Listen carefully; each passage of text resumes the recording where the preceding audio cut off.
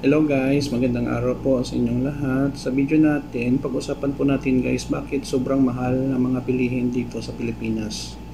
Before tayo guys magsimula, magpapasalamat muna po ako sa lahat ng mga viewers, avid listeners at supporters sa channel ko. Maraming salamat po sa inyong walang sawang pagsuporta. Alaala lang po, ito po ay personal ko pong opinion. Kung meron po kayong opinion sa topic natin ngayon, pakilagay lang po sa comment section ng ating video.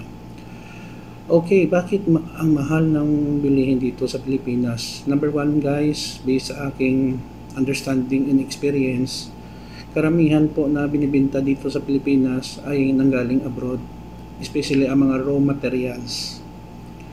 Yun po ang isang factor na nagpapamahal sa isang produkto. Imported materials. Ikalawa po, transportation. Mahal ang langis dito. So, ang transportation, sobrang mahal din. Ikatatlo po, sahod ng mga empleyado sa mga industry. Mga manufacturing firm, mataas din. So, kung mataas ang sahod, operational cost ng isang negosyo, sa manufacturing ng example, sardinas, mahal din ang pagbibenta nila. Ikaapat po, ang buhis natin sa mga canned goods, mahal din, halimbawa lang po, I think 10 or 12% ang tax, mahal.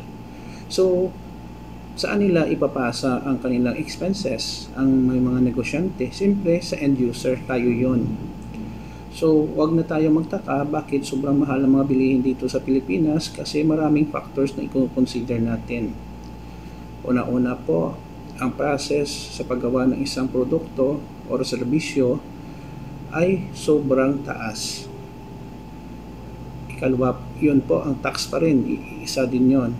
At saka, ang operational cost sa mga malls, ilaw, tubig, kuryente, tao, isang malaking hamon sa kanila kung paano nila ma-manage ang kanilang mall, supermarket na hindi sila nalulugi at they are still earning.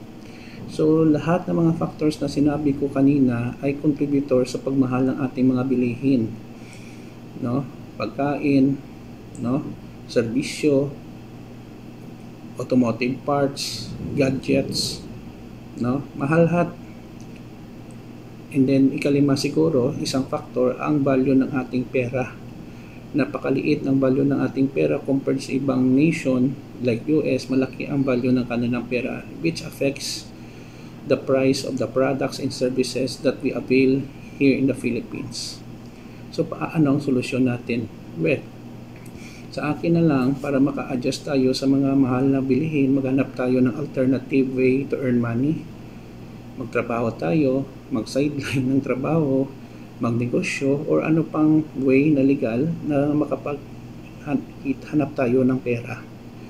Yun lang po guys, wala na tayong magagawa. Tuloy-tuloy na talagang pagmahal ng mga bilihin dito sa Pilipinas. Yun lang po ang personal kong pananaw. Kung meron kayo dyan, pakilagay lang po sa comment section ng ating video. Sana po may natutunan po kayo sa video natin ngayon. Maraming salamat po sa inyong walang sawang panonood. Please like, share, and huwag kalimutang mag-subscribe. I love you guys. Ito naman po ang kaibigan nyo si Jake. Paalam guys. Kita-kita po tayo sa susunod na video.